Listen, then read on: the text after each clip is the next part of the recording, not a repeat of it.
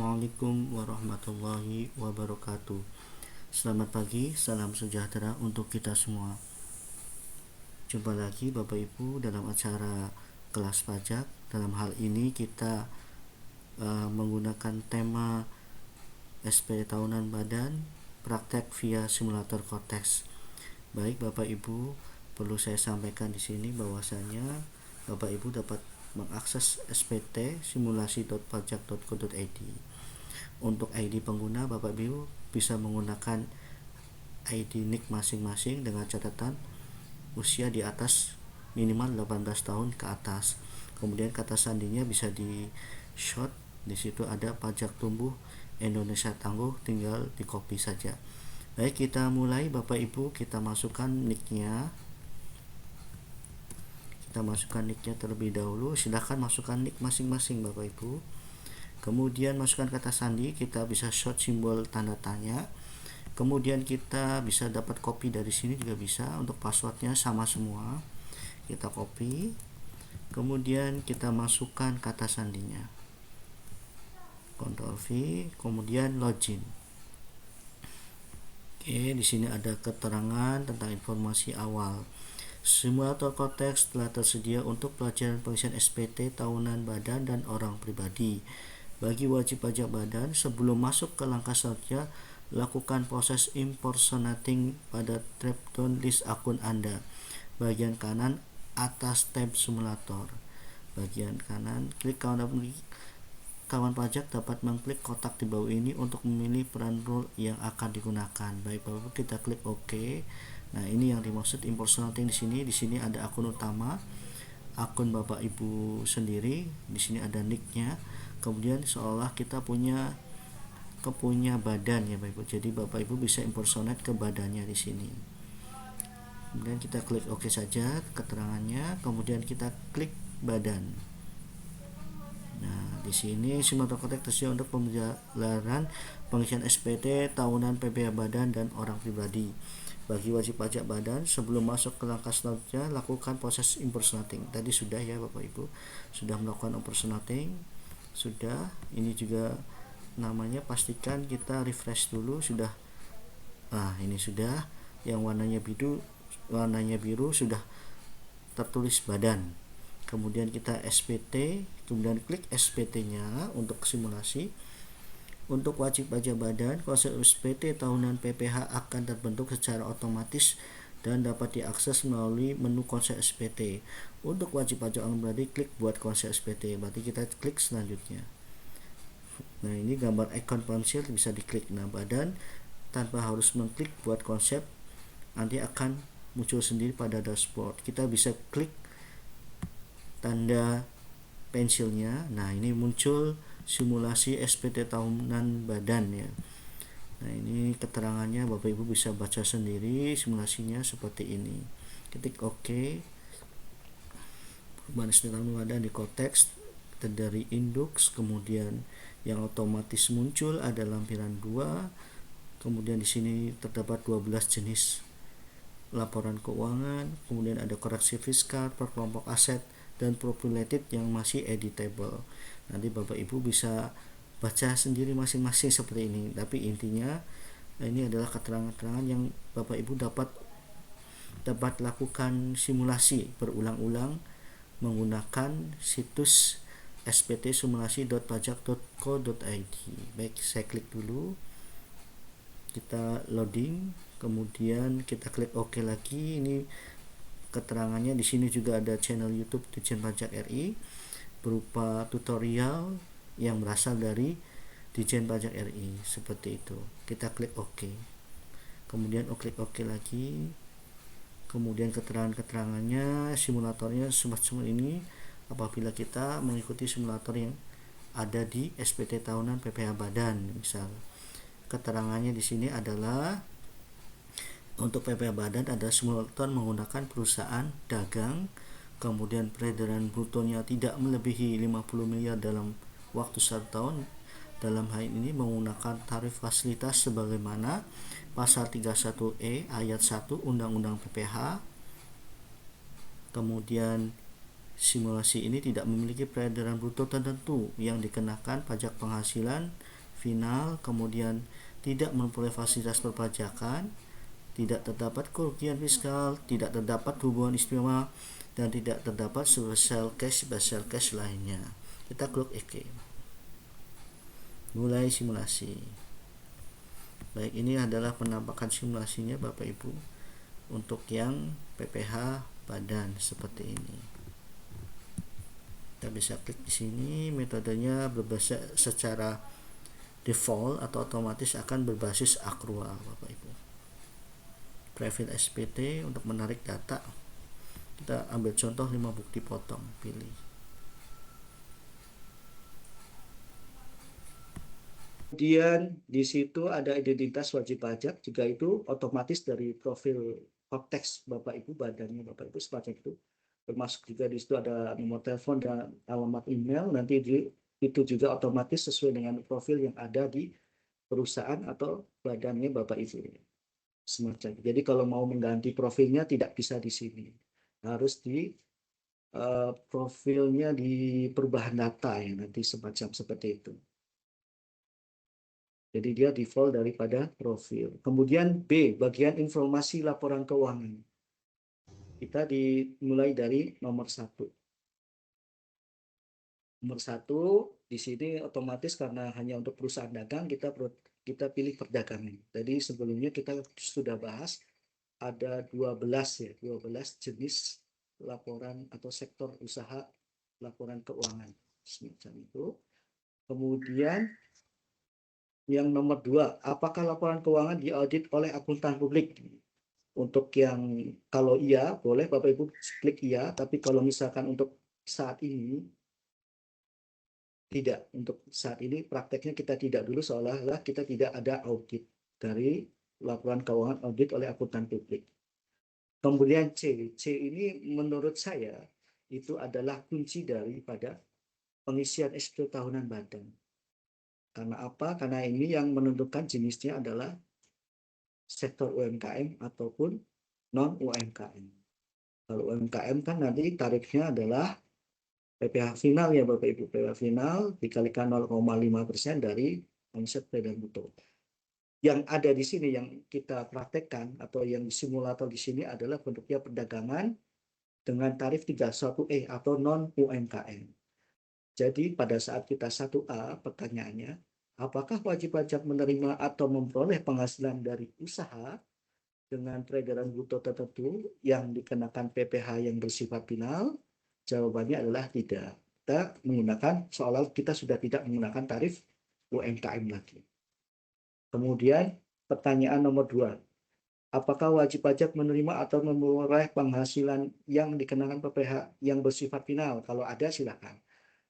Kalau ada misalkan selain dari peredaran bruto bisa juga dari konstruksi atau dari persewaan tanah atau bangunan atau mungkin juga deposito, mungkin kalau ada perusahaannya atas nama perusahaan mendepositokan atau bunga tabungan ya bisa di situ nanti ada lampirannya untuk yang final.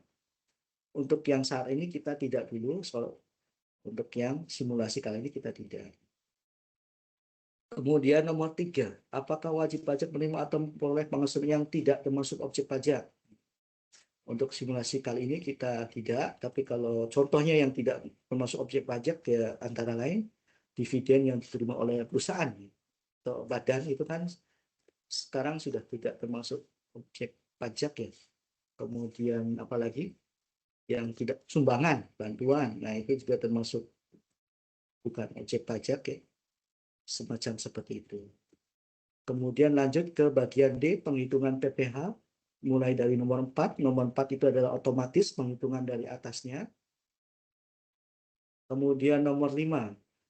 Nah ini hal-hal yang sifatnya fasilitas yang seperti saya jelaskan di awal, bahwasanya nanti case-case-nya adalah case-case yang dianggap tidak ada fasilitas atau tidak ada special case ya. Nanti untuk special case bisa kita ke help desk karena mungkin itu lebih panjang ya pembahasannya nanti seperti itu. Jadi nomor 5, apakah wajib pajak memperoleh fasilitas perpajakan dalam rangka penanaman modal berupa pengurangan penghasilan itu? Jawabannya tidak. Nanti semakin banyak tidaknya, semakin sedikit sih pengisiannya, semacam seperti itu, Bapak Ibu. Tapi kalau iya ya memang kalau kenyataannya ya aja. Dan nanti kita disediakan formulir untuk mengisinya. Secara otomatis nanti di atas nanti berubah. Yang tadinya kan cuma induk L2, L11B, muncul nih L11C. Jadi setiap kali kita menyatakan ya atau tidak akan berubah ininya apa menu-menunya di atas. Jadi menu-menu setiap Bapak Ibu pasti berbeda dengan perusahaan lainnya, tergantung pilihannya masing-masing seperti itu. Nomor 6. Apakah wajib pajak melalui fasilitas pengurangan penghasilan bruto untuk kegiatan praktik kerja, pemagangan, dan lain-lain? Untuk spesial case kali ini kita jawab tidak dulu. Kemudian nomor 7 itu adalah otomatis ya. Pengisian otomatis dari pengisian yang di atasnya. Nomor 8, kompensasi kerugian fiskal kita anggap tidak dulu untuk saat ini.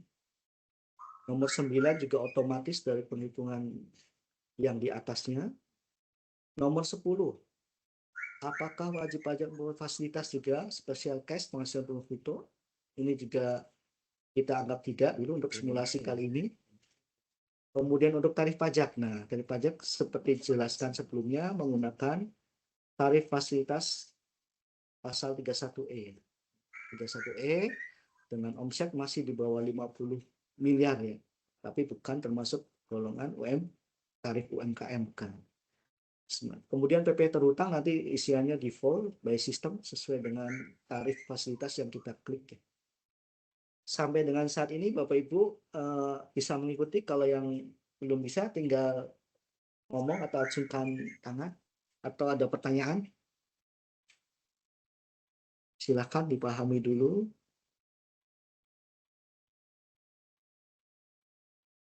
Ada kendala? Nah, silakan saya scroll ke atas isiannya supaya barangkali ada yang ketinggal. Bapak Ibu bisa melihat ya.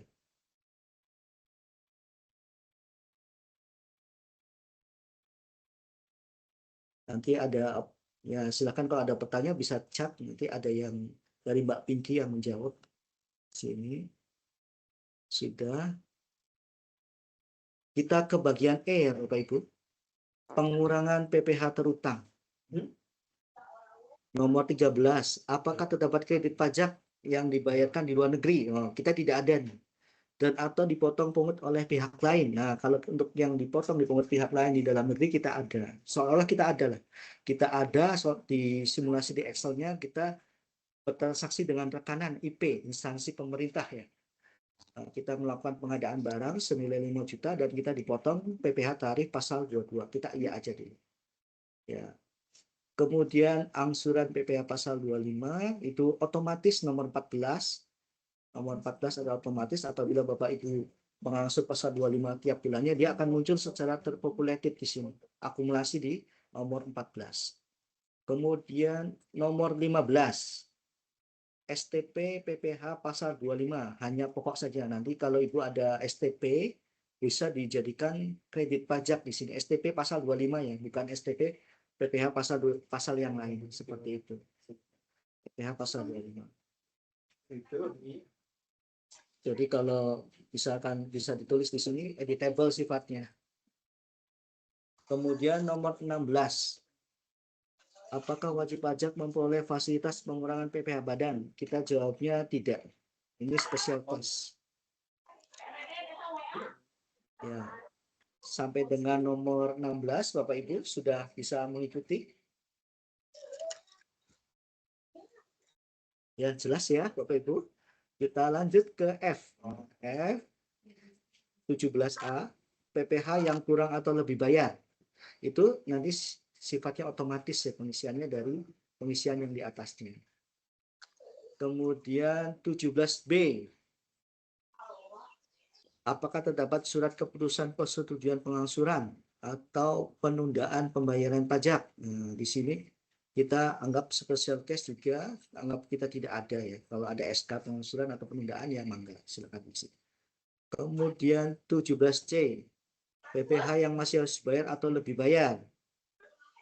Ini juga pengisiannya otomatis dari atasnya. Kemudian 18A, 18B, 18A, 18B itu berisi SPT pembetulan. Jadi kalau ini SPT normal jadi nggak muncul ya. Kalau ini kalau ada pembetulan 1, pembetulan 2, nah itu akan muncul ya PPh kurang atau lebih bayar sebelumnya secara otomatis di sini di 18A dan 18B.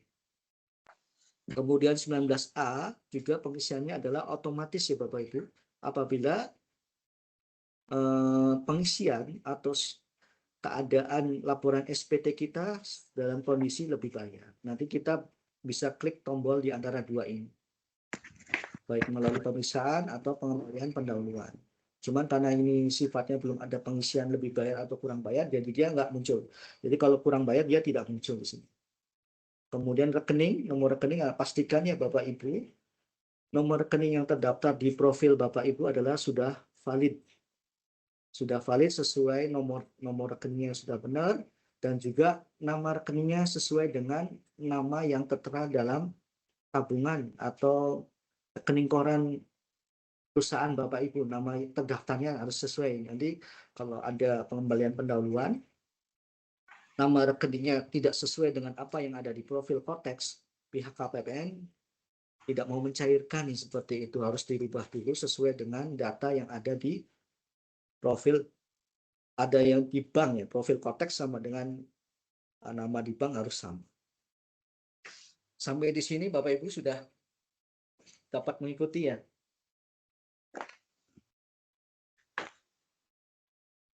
Silakan, barangkali ada yang ini, silakan scroll dulu ke atas. Ini saya scroll ke atas pengisiannya, barangkali ada yang terlewat. Jelas ya Bapak Ibu. Nah, ini gampang. Kebanyakan tidak ya. Tapi ada juga yang iya, nomor 13 iya. Kita lanjut ke bagian G Bapak Ibu. Nah, ini tricky sekali ya ini. Penghitungan angsuran PPh pasal 25 tahun berjalan untuk nomor 20 ini agak tricky. Apakah wajib pajak merupakan wajib pajak tertentu yang harus menyampaikan laporan penghitungan angsuran PPh pasal 25 ya secara berkala. Nah, ini adalah yang dilakukan oleh pihak BUMN atau BUMD atau perbankan ya, biasanya perbankan. Itu ada laporan periode tertentu untuk angsuran PPh pasal 25. Jadi jika Bapak Ibu bukan termasuk di antaranya BUMN, BUMD, terus perbankan, ya jawabannya adalah tidak. Tidak. Jadi supaya muncul lampiran 6 kita jawab tidak. Kemudian bagian H, pernyataan transaksi ini hampir semuanya special case. Kayak misalkan nomor 21 tax haven country, ya kan, negara-negara surganya pajak yang apabila kita transaksi di situ special case semuanya. Ini semuanya kita jawab tidak. Coba kalau Ibu buat jawab ya, dia simulatornya tidak mau untuk saat ini ya. Karena hanya bisa menampung yang pada umumnya dulu yang biasa dilaporkan. Tapi kalau ada special case ya itu pasti bisa di konteksnya langsung yang real. Tapi untuk saat ini supaya Bapak Ibu memahami konsepnya saja dahulu, kalau sudah paham konsep, bagaimanapun case-nya pasti Bapak Ibu akan paham. Yang penting paham konsep. Itu semuanya tidak, itu ada afiliasi, harga transfer, itu transfer juga atas karena ada afiliasi, afiliasi juga ada atas ada hubungan istimewa dan lain-lain sebagainya. Ini special case. Kita jawab tidak semua. Kemudian hanya nomor 21E kita jawab iya. Yaitu apakah wajib pajak membebankan biaya penyusutan. Nah, biaya penyusutan ini biasanya pasti sering ada ya. Penyusutan atau amortisasi fiskal itu pasti sering ada. Namanya perusahaan pasti ada aktiva tetapnya ya. Kemudian kita tidak semua, yang lain kita tidak. Hanya nomor 21E yang jawabnya iya, sesuai simulasi yang Bapak Ibu terima di Excel. Di situ kan nanti ada namanya penyusutan, biaya penyusutan. Nanti di sini nanti kita coba masukkannya di konteksnya seperti apa. Setelah itu simpan konsep. Terus MBST basis sifat. Kita scroll ke atas, paling atas. Di situ menu-menunya akhirnya muncul. Apa yang kita pilih akan menjadi lampiran SPT tahunannya. Di sini kita L1C karena kita menggunakan perusahaan badan, perusahaan perdagangan ya. Di situ ada laba rugi, ada neraca ya gitu. Kita klik OK. Kita mulai dari mengisi neraca. Mengisi laporan laba rugi, maaf. Laporan laba rugi. Kita sambil intip atau klik-klik di simulasi laporan laba ruginya ya Bapak Ibu. Di situ ada penjualan 4 miliar di Excel-nya. Silakan dibuka Excel-nya 4 miliar. Kita tulis juga penjualan domestik 4 miliar. Kita ketik 4 miliar di nilai penjualan komersial. Kemudian nilai komersial sama dengan nilai fiskal. Kita simpan. Klik. Nah, di situ nanti di laporan keuangan kan ada penyesuaian positif, negatif, atau penyesuaian karena bukan objek pajak dan lain-lain, atau penyesuaian karena dikenakan PPh bersifat final nomor 3 seperti ini. Nah, itu untuk penghitungan untuk penyesuaian untuk nanti perhitungan dengan cara UMKM nanti saya kasih tahu tutorialnya. Kita klik lanjut saja dulu. Lanjut, klik OK. Oke, tertulis 4 miliar ya. Kita penjualannya 4 miliar dalam waktu 1 tahun. Selanjutnya, karena namanya perusahaan dagang, pasti ada namanya HPP, harga pokok penjualan. Harga pokok penjualan di laporan keuangan kita dapatkan dari pembelian. Hanya dari pembelian. Kita dianggap tidak ada persediaan awal ataupun persediaan akhir. Jadi kita hanya dari pembelian saja sebesar 3 miliar. Di bagian 5.001 ya, pembelian. Kita ketik 3 miliar. Pembelian barang kita senilai 3 miliar. Kemudian setelah itu biarkan saja yang kotak-kotak kosongnya. Penyesuaian juga nggak usah karena tidak ada penyesuaian fiskal. Kita simpan. Kita lanjut lagi, klik lanjut. Oke lagi. Laba kotor kita tertulis 1 miliar. Silakan. Nah, itu ada di bagian 4.300 itu. Laba kotor senilai 1 miliar. Kemudian kita intip lagi laporan laba ruginya. Di situ ada namanya biaya gaji Bapak Ibu. Senilai 500 juta gaji kita atas karyawan kita selama 1 tahun itu adalah 500 juta gaji dan tunjangan lain-lain lah untuk pegawai atau karyawan kita senilai 500 juta dalam waktu 1 tahun. Kemudian kita simpan. Tidak ada penyesuaian fiskal, jadi nilai komersial sama dengan nilai fiskal kita simpan. Lanjut, oke, 100 juta. Kemudian kita isi selanjutnya. Sampai di sini Bapak Ibu bisa mengikuti sampai dengan biaya gaji. Di mana ya nak? Di kafe deh. Aduh, balik deh. Baik tuh. Silakan Bapak Ibu. Barangkali ada yang perlu tanyakan, silakan lewat chat. Nanti ada bagian yang menjawabnya. Ya, silakan. Sampai dengan 500 juta, di sini laporan keuangannya sudah oke ya. Siap-siap. 500 juta. Kemudian kita lihat lagi di biaya penyusutan. Nah, di sini ada biaya penyusutan Bapak Ibu. Di laporan keuangan kita biaya penyusutan. Kita masukkan biaya penyusutannya di sebentar. Biaya penyusutan nomor 5314. Biaya penyusutan sebesar 25 juta. Oke, kemudian kita simpan.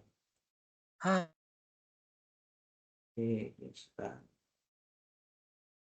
sudah 5314, scroll ke atas lagi. Di bawahnya biaya gaji.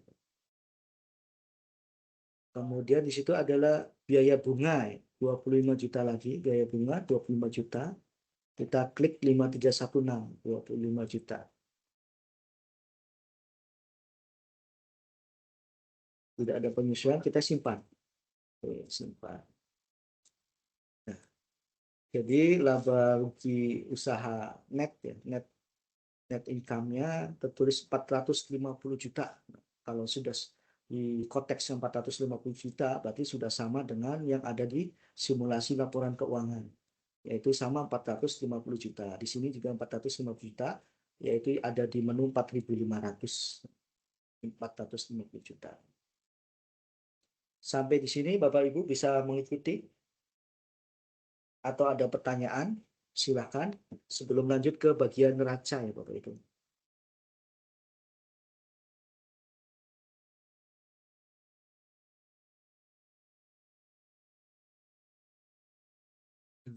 Ini sudah laba ruginya sudah selesai 450 juta ya.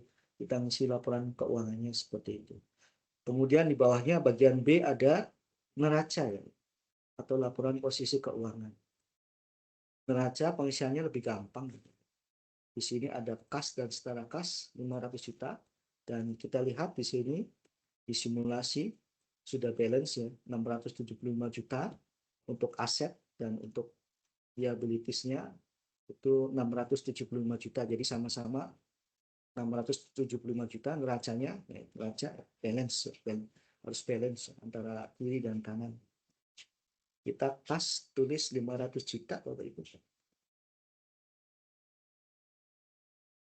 500 juta langsung di kotaknya langsung kalau neraca. Kemudian di situ ada aktiva tetap lainnya 200 juta. Nah, di sini ada aktiva lain tidak lancar. Aktiva tetap lainnya di 1529. Kita scroll ke bawah ya. Dari neraca kita scroll ke bawah, kemudian ada tulisan 1529 menu. Aset tetap lainnya. Senilai 200 juta. Kita ketik 200 juta.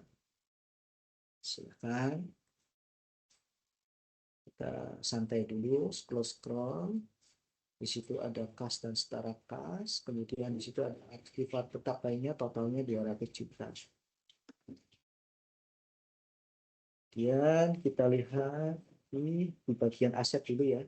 Di situ ada 25 juta ya penyusutan. Penyusutan 25 juta yaitu ada di bawahnya. Ya, di bawahnya aktiva tetap lainnya itu 1530.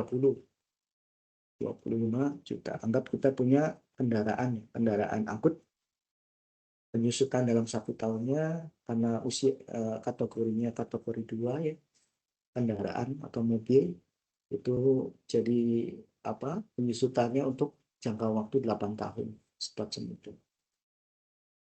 Untuk bagian aset sudah selesai 675 juta. Nah, ini juga jumlahnya sama 675 juta ya Bapak Ibu. Silakan scroll dulu, barangkali ada yang perlu dilihat, saya scroll. Barangkali ada yang tertinggal. Ini. Silakan. Sebelum lanjut kita ke bagian liabilities. Gampang ya Bapak Ibu ya, kita kasnya 500 juta kita ketik, kemudian aktiva tetap lainnya 200 juta, kemudian di bawah aktiva tetap lainnya ada akumulasi 25 juta, total jumlah asetnya 675 juta, sesuai dengan data yang ada di laporan keuangan, 675 juta. Kemudian ada liabilities atau bagian utang atau pasifa semacam itu.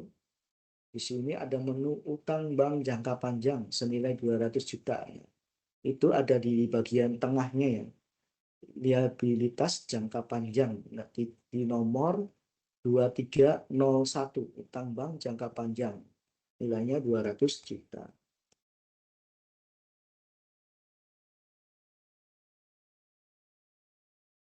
Kemudian di situ ada lagi modal saham atau modal kita sendiri ke bagian equity, modal saham sebesar 475 juta.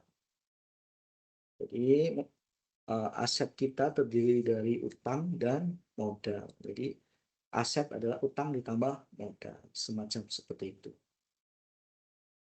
Kemudian jangan lupa simpan. Setiap kali kita selesai, klik simpan konsep. Ini juga simulasinya biasanya error, tapi biarkan saja. Tertulis error, tapi kadang juga tertulis sukses, tapi biarkan saja, masih bisa berjalan. Silakan simpan konsep. Nah, ini berhasil, berarti tidak error. Baik, sampai di sini Bapak Ibu bisa mengikuti.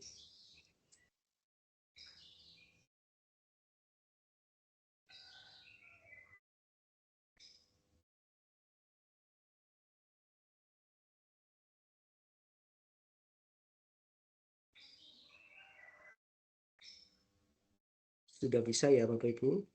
Kita lanjut ke scroll ke atas lagi di konteksnya. Kita L1C sudah, L2. Ini video panduan pengisian, panduan SPD tahunan perusahaan dagang. Karena kita sedang simulasi, nanti kita lihatnya nanti saja. Kita tutup. Tutup dulu. Nanti kita bisa lihat setelah isian. Kemudian di L2 ini berisi tentang pemegang saham ya, penyertaan modal dan penyertaan modal afiliasi ya, yang bagian B-nya afiliasi. Afiliasi itu berarti ya perusahaan atau badan karena ada hubungan istimewa dengan perusahaan lainnya semacam itu. Kalau tidak ada biasanya kosongkan aja. Kemudian yang bagian A itu isiannya default ya. Default dari profil ya. Jadi tidak bisa diubah di sini. Yang bisa dirubah adalah modal di setor, kemudian persentase modal di setornya berapa dari total, kemudian dividen atau pembagian labanya berapa kalau ada pembagian laba. Itu yang bisa diedit ya.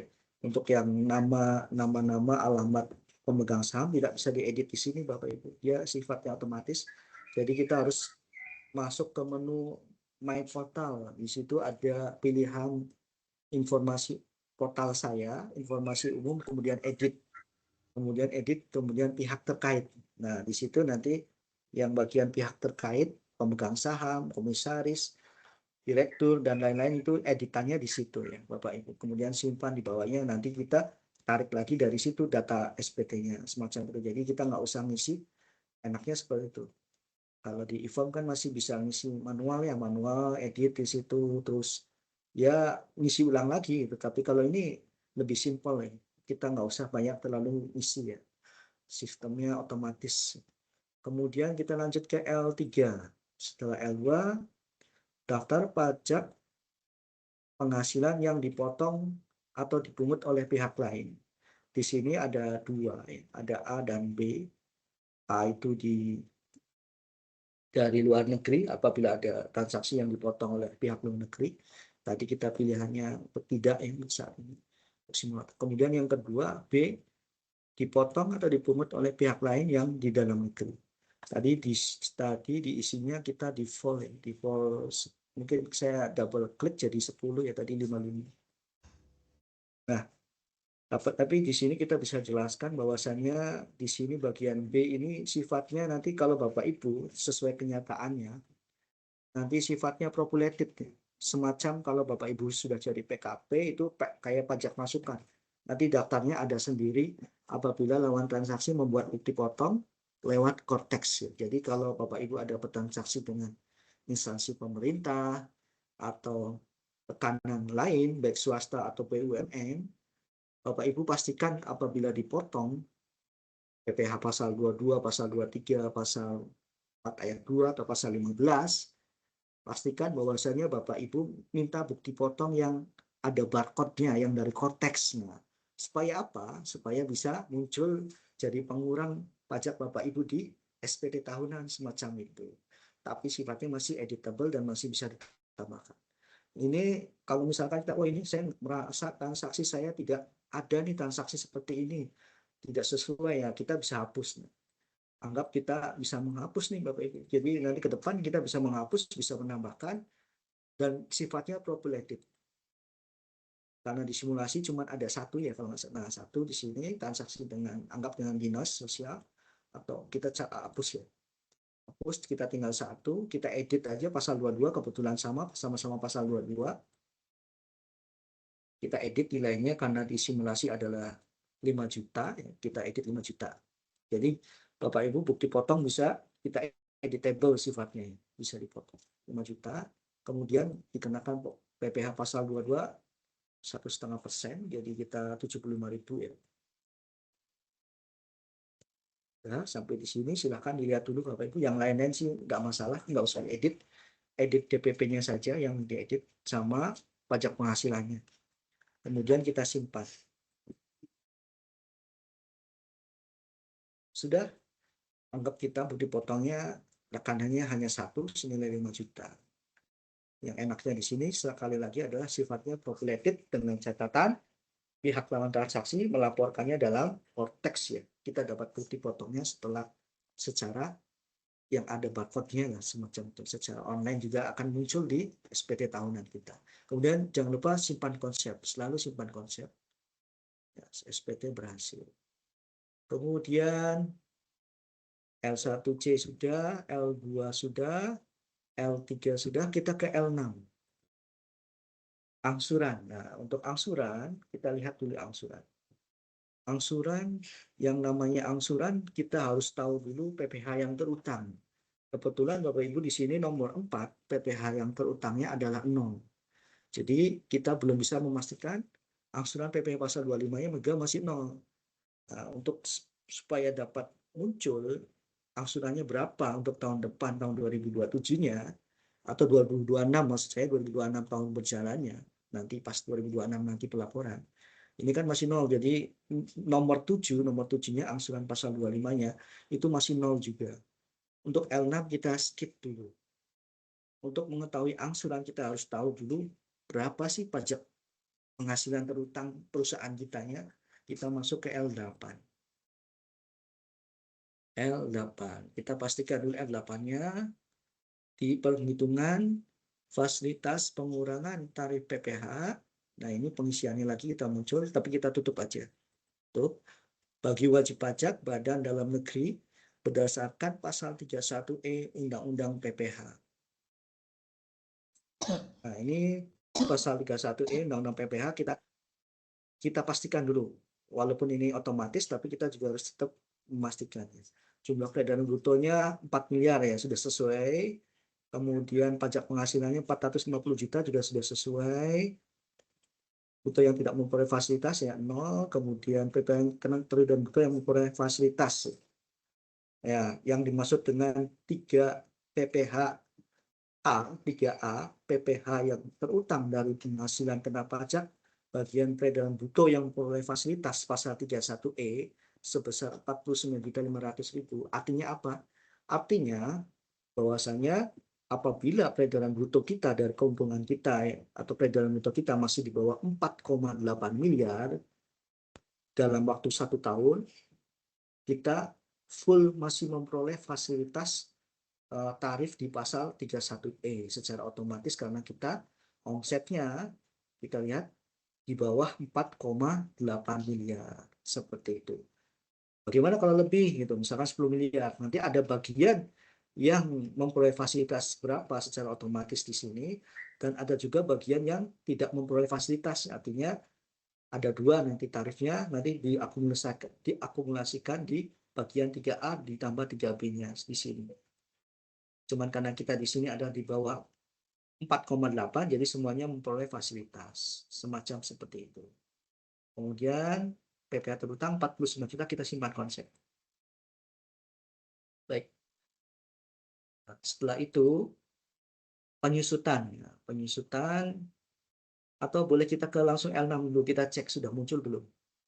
Oh, PPh terutangnya masih sekitar, kalau kita cek itu yaitu 49.500 ya Bapak. Kita cek pastikan dulu di L8. 49.500.000. Kita tutup dulu. Kita sifatnya editable di sini. Warnanya putih, nomor 4 PPh terutang. Kita ketik 49.500.000.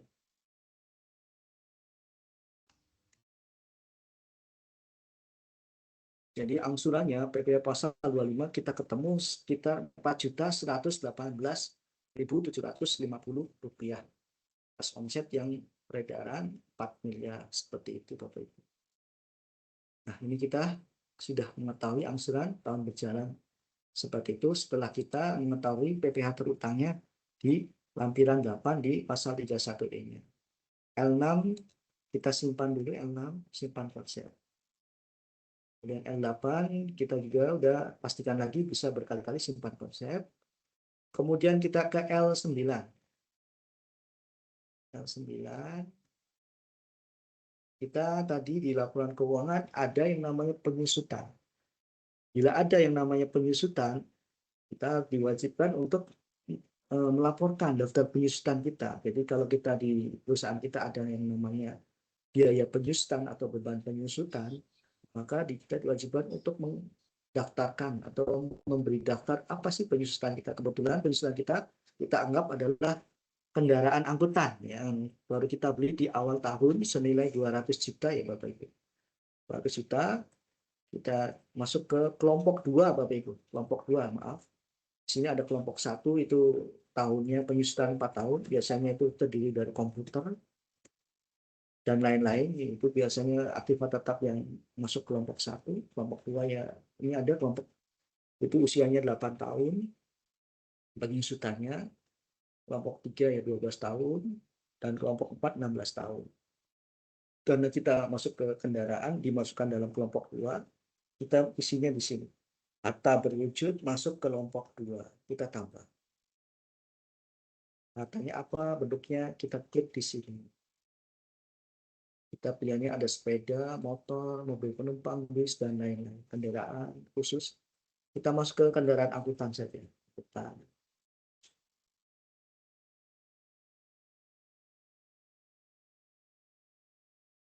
kemudian di situ ada bulan tahun atau perolehan. Kita anggap belinya di awal tahun ya, Januari. Kemudian biaya perolehannya sekitar 200 juta. Kemudian penyusutannya selama 1 tahun 2025 yaitu 25 juta. Dijadikan pengurang atau biaya. Kemudian metode penyusutan. Ya, metode penyusutan saya pilih yang paling gampang, garis lurus, komersial. Untuk yang fiskal atau untuk pajaknya saya juga pilih garis lurus.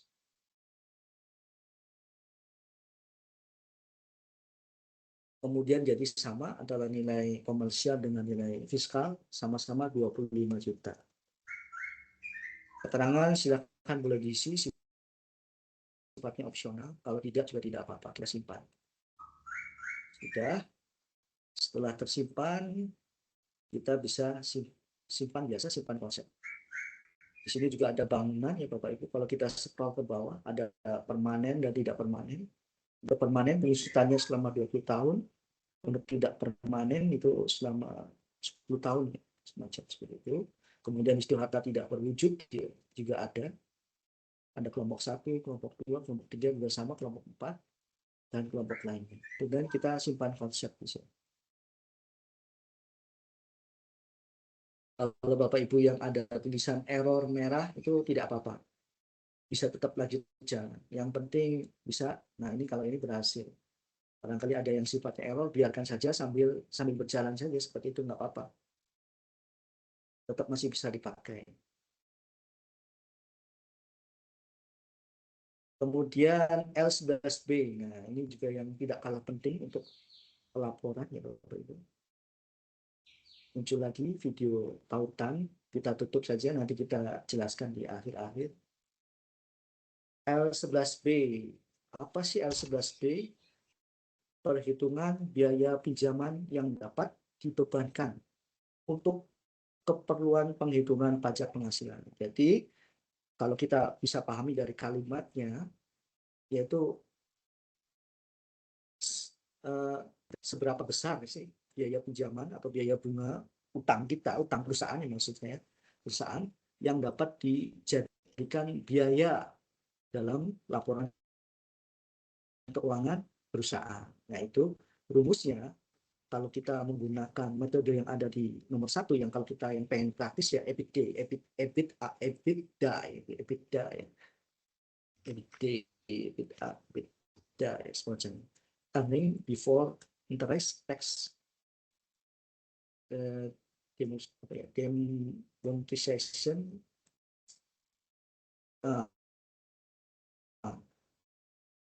nah itu semacam itu EBITDA ya, penghasilan sebelum bunga ya, pajak dan amortisasi ya, hanya amortisation. Nah, itu kalau di kita, di EBD, enaknya dia otomatis membaca dari rumusnya kan dari EBD ya, secara otomatis dari laporan keuangan. Tapi kalau pakai metode lain ya silakan, di sini ada nomor 2 perbandingan antara utang dan modal. Itu memang lebih effort lagi nanti cara menghitungnya. Semacam seperti itu nanti bisa, kalau dijelaskan ini mungkin lebih panjang ya. Bisa konsultasikan secara per case ya, karena case-case-nya tiap badan pasti beda-beda. Nah, di sini kita bisa, walaupun istilahnya otomatis, munculnya otomatis nilainya, tapi kita masih bisa editable ya, karena warnanya di situ ada warna putih ya. Kalau kita lihat, kita harus pastikan dulu sudah benar atau tidak ya, walaupun otomatis tetap kita bisa editable. Nomor satu, penghasilan non komersial 450 juta. Ya, berarti udah benar ya Bapak Ibu. Kalau kita lihat di laporan keuangan juga sama. Laporan laba rugi kita 450 juta. Kemudian di situ biaya penyusutan, oke, kita sudah masih hafal 425 juta. Kemudian beban pajak penghasilan juga sudah benar. Kita sudah mengisinya di lampiran 6 tadi, 40 juta. Nah, beban biaya pinjaman di sini kita belum muncul ya. Nah, ini besarnya berapa biaya pinjaman yang dapat dikurangkan? Nah, itu yang jadi pertanyaan nanti. Kebetulan di kita di simulasi adalah 25 juta. Kita ketik 25 juta. Kita klik sembarang di tempat nomor 6. Nah, nomor 6-nya berubah jadi 137 juta. EBITDA-nya 549 juta sekian, 500 juta sekian dibagi 25% jadi 130 juta. 37 juta 375 ribu. Artinya apa? Apa sih artinya? Artinya adalah beban bunga atau beban biaya pinjaman yang dapat dikurangkan adalah sebesar 137 juta 375 ribu. Karena kita beban biaya pinjamannya hanya 25 juta, jadi masih masuk dalam kategori tidak ada penyesuaian fiskal di bagian beban biaya pinjaman. Jadi semacam seperti itu. Kita simpan konsep. Sampai di sini selesai ya Bapak Ibu pengisian lampirannya. Ada yang perlu dipertanyakan lagi atau bagaimana? Barangkali kita ada yang bisa lewat chat atau dapat bertanya langsung lewat mikrofon dengan cara mengaktifkan mic-nya.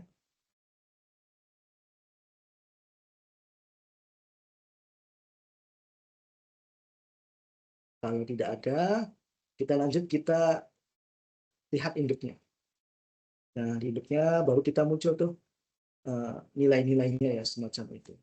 Ada 450 juta penghasilan neto fiskal, kemudian PPh terutang nomor 12 juga muncul 49.500, nomor 13 sudah muncul yaitu PPh apa dipotong atau bupotnya kredit pajak kita 75.000, kemudian PPh yang kurang atau lebih bayarnya secara otomatis 49.425, yaitu 49.500.000 dikurangi dipotong 75.000, jadi PPh terutang kita berkurang semacam itu. Jadi itulah pentingnya bukti potong yang sesuai dengan bupot yang konteks, yaitu bisa mengurangi pajak tahunan kita semacam itu. Karena ini sifatnya kurang bayar, jadi nomor 19A tidak akan muncul klik karena sifatnya kurang bayar, bukan lebih bayar. Jadi tidak bisa diklik. Oke, semua scroll.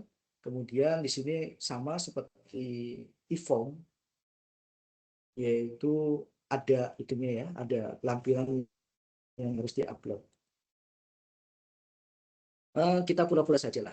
Misalkan PDF apa gitu. Di sini saya ada PDF billing, ada PDF apalagi macam-macam petunjuk atau apalah. Di sini boleh, yang penting PDF ya. Seolah-olah saja kita open. Nah, itu. Yang paling kecil saja Bapak Ibu. Kalau bisa sih itunya apa datanya ya, yang baiknya kecil. supaya gampang diupload. Kemudian kita coba unggah laporan keuangan kita. Nanti harusnya muncul di sini laporan keuangannya, file upload. Nah ini sudah muncul file upload, dan di sini tulisannya billing ya. Nah ini saya lagi membantu orang membuat billing. Kalau di helpdesk jadi buatnya billing semacam itu ya. Ini sudah, tinggal klik kotak ini, kemudian direktur. Nah, direktur, wakil direktur juga boleh karena masuk dalam kepengurusan. Kita direktur, kemudian simpan konsep. Setelah berhasil, nah ini berhasil, kemudian bayar dan lapor. Ini pemberitahuan apa tentang pedoman itu kita close saja. Nah, udah sampai di sini bisa menggunakan kita deposit, karena deposit kita dianggap kita tidak punya deposit, kita tidak. Nah, ini sudah cukup sampai di sini saja. Kenapa? Kalau kita lanjutkan nanti kita nggak bisa mengulang lagi gitu. Kita anggap kita udah bisa menandatangani kode otorisasi ya semacam itu. Tapi kita nggak usah sampai klik cek ini. Nanti kita nggak bisa mengulang lagi untuk mengulang diri sendiri ya. Semacam saya udah klik cek progress, konfirmasi tanda tangan, akhirnya saya nggak bisa ngedit lagi menggunakan nick saya gitu. Jadi anggap kita sudah selesai di sini, udah paham lah pas dan tanda tangan sih gampang ya Bapak Ibu. Kita close. Nah nanti kalau ke depan Bapak Ibu bisa edit lagi ya silakan. Saya sarankan nggak usah sampai terkirim. Kalau sudah terkirim pada saat nanti kita pengen baca lagi, nick kita sudah agak susah dipakai lagi untuk yang membuat SPT badan semacam seperti itu. Ini sudah selesai SPT tahunan badan. Bapak Ibu ada pertanyaan? Barangkali ada pertanyaan, pengisiannya gampang ya. Ini saya menjelaskannya tadi mencoba pelan-pelan supaya bisa bersama-sama mengikuti ya. Bapak Ibu ada pertanyaan barangkali lewat chat nanti dipandu oleh Mbak Pinky, atau pertanyaan langsung mangga silahkan. Ini yang perusahaan dagang. Nanti mungkin Bapak Ibu ada yang jasa, ada yang manufaktur. Nanti nanti Bapak Ibu bisa ke YouTube-nya ya. Tadi ada beberapa pas diklik YouTube-nya ngeblok ya. Kita YouTube aja, coba kita YouTube. Cara mencarinya bagaimana? Kalau saya lebih cenderung ke pakai searching Ditjen Pajak ya, Ditjen Pajak. Nah itu sudah muncul Ditjen Pajak RI. Kita klik langsung ke channelnya langsung. Nah ini Direktur Jenderal Pajak. Kita klik nama channelnya. Nah di sini kalau saya silahkan ini video-videonya. Ini yang apa ya? Yang paling sering dilihat biasanya paling muncul di depan. Atau kalau kita lihat video berdasarkan kita klik videos berdasarkan data terupdate, bisa di sini ada terpopuler juga ada. Ini tutorial semua nih Bapak Ibu, dari orang pribadi, badan, langsung web resmi, langsung Ditjen Pajak. Jadi kalau untuk yang tadi misalkan Bapak Ibu masih SPT badannya masih dalam kategori 3 atau 4 tahun ya, masih kategori PP 55 atau PP 23. Nah ini dia ada tutorialnya. Nah ini silakan tuh, cuma 17 menit ya, gampang. Kalau tapi yang penting Bapak Ibu sudah paham konsepnya, cara mengisinya bagaimana tadi. Jadi kalau melihat tutorialnya Bapak Ibu sudah paham maksud dari tutorial itu kemana arahnya, seperti itu. Jadi Bapak Ibu sudah tidak apa ini gitu kan. Nah, karena Bapak Ibu sudah praktek langsung. Jadi kalau biasanya kalau tangannya belajar sambil tangannya bergerak itu biasanya kita lebih lebih memahami ya daripada sekadar teori ya, semacam itu. Nah ini tutorialnya banyak sekali Bapak Ibu. Silahkan tinggal ketik Ditjen Pajak RI di bagian searching YouTube, nanti masuk ke channelnya, bisa ke form-nya. Di sini juga ada kumpulan ininya, bisa di scroll kumpulan-kumpulan ini banyak play ini, atau ke form page, ke videonya, kumpulan videonya dari yang paling populer dilihat, yang terakhir diupload mana ini 5 days ago atau 7 days ago. Nah ini yang baru-baru diupload. Semakin aktivasi akun wajib pajak ini tutorialnya semacam sini. Kemudian yang paling populer sering dilihat apa gitu. Itu saja Bapak Ibu. Jadi Bapak Ibu bisa berulang-ulang menggunakan simulatornya semacam itu. Nanti bisa serah Bapak Ibu. Kebetulan untuk tutorial simulator baru sampai untuk yang jenisnya perdagangan non UMKM. Kalau ada pertanyaan silakan bisa di chat lewat chat nanti kita jawab ya. Ya Mbak Pinky, ada pertanyaan di chat kah?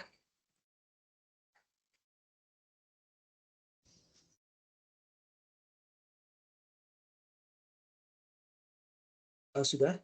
Yes. Ya, terima kasih Kak Yes.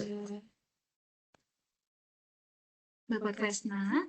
Iya, jadi untuk saat ini tadi ada beberapa chat yang masuk ya. Tadi sudah sempat kita jawab juga. Kemudian untuk saat ini ada yang bertanya juga dari PT Dana Diaksa. Kalau SPT-nya apakah bisa di-print sebelum dilapor, Mas? SPT-nya apa deh? Kalau SPT-nya itu tuh bisa di-print dulu nggak sebelum dilaporkan? SPT apa ya? SPT tahunannya kalau misalnya kayak di e-form itu kan kita bisa tuh kita print dulu, kita print out dulu sebelum kita submit. Kira-kira kalau di Cortex itu nanti mekanismenya bisa di print dulu atau tidak? Kalau untuk yang e-form yang sebelumnya, yang SPT tahunan badan itu kan bentuknya file PDF ya, jadi mudah di print. Tapi kalau yang sekarang kan bentuknya web. Jadi menu printnya kalau kita lihat paling tidak ada ya menu print di sini. Menu print nggak ada menu print karena dia tersimpan secara sistem di akun kita. Jadi sewaktu-waktu bisa kita panggil. Tapi kalau untuk printnya paling di akal untuk coba kita print preview. Nah ini ada print previewnya.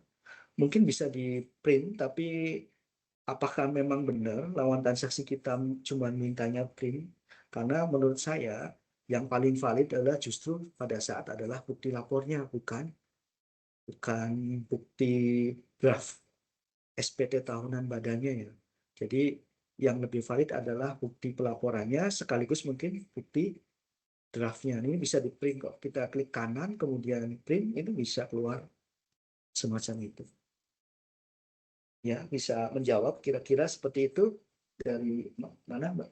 Tadi dari PT Dana Diaksa. Oh ya, seperti itu bisa.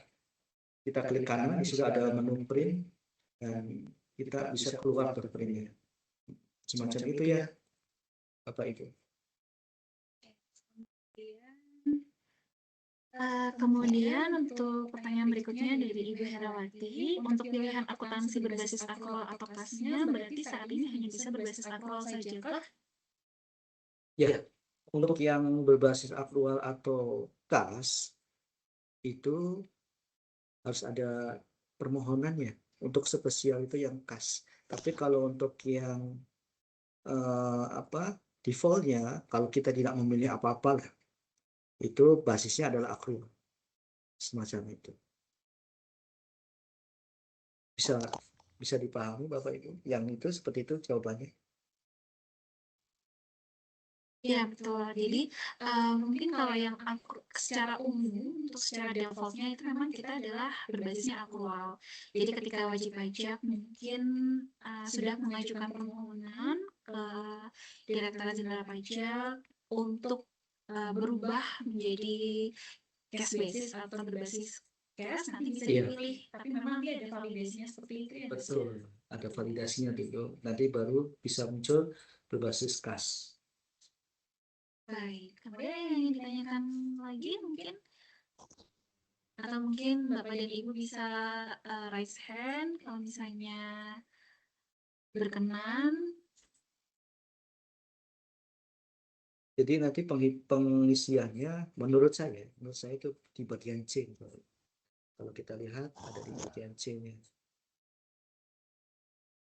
Nah, ini yang menentukan jenisnya UMKM atau bukan UMKM itu bagian 1A, paling utama 1A.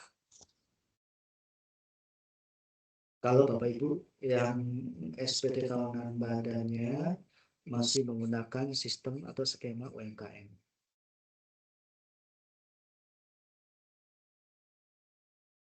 Iya, mungkin kalau nanti yang UMKM, karena untuk saat ini kita memang masih belum bisa untuk simulasi secara langsung. Nanti mungkin Bapak dan Ibu nanti bisa lihat untuk mekanisme atau tata cara pelaporannya khusus yang tadi UMKM nanti di YouTube resmi kami di Direktorat Jenderal Pajak RI ya, tutorialnya. Seperti ini. Untuk bukan ini orang pribadi yang badan sebentar.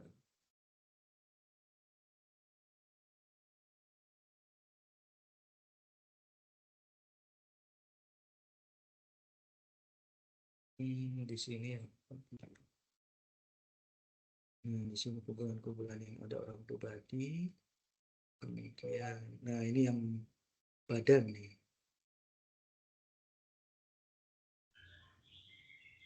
Oh, ada iklannya.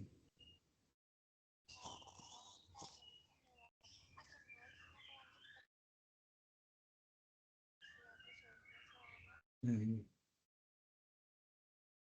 badan sektor UMKM. Seperti itu Bapak Ibu. Tutorialnya lumayan sudah cukup lengkap ya. Kalau kita lihat di kumpulan-kumpulan video ini.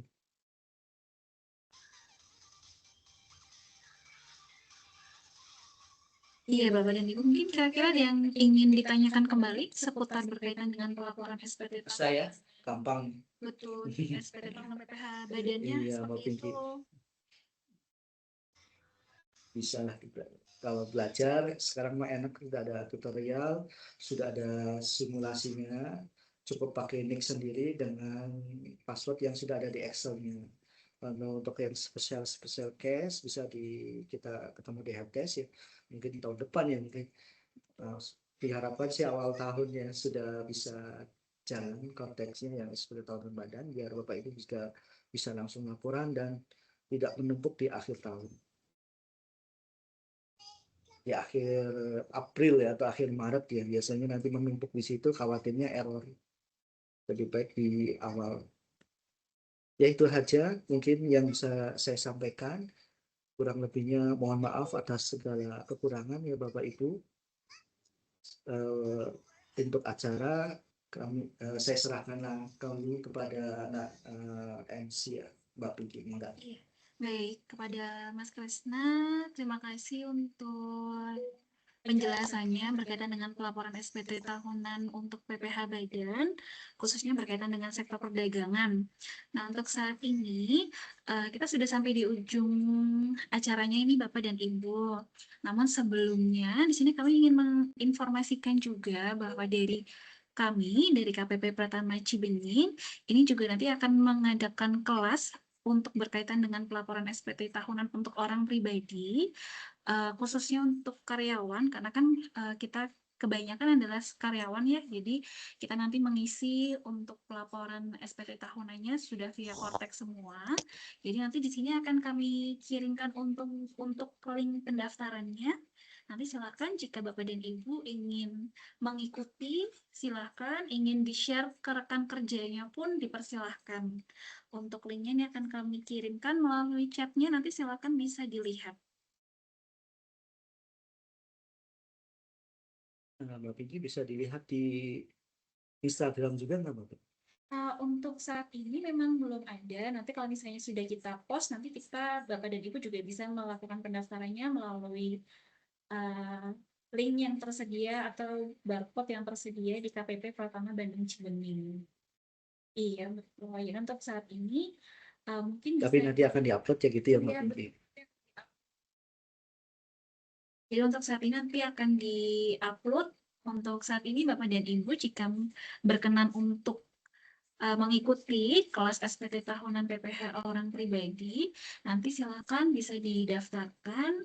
Untuk linknya sudah kami kirimkan di chat. Nanti apabila mungkin ingin disebarkan ke rekan kerjanya pun dipersilahkan.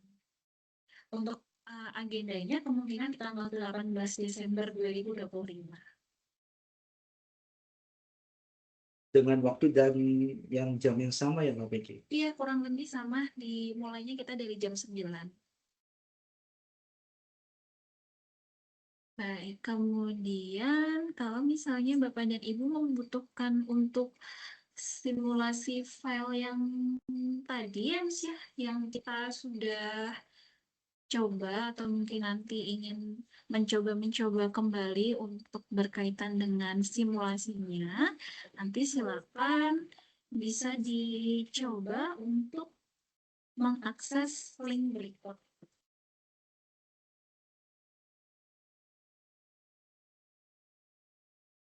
Baik, Bapak dan Ibu, untuk saat ini mungkin ada yang ingin ditanyakan atau mungkin ada kendala untuk pengisian formnya?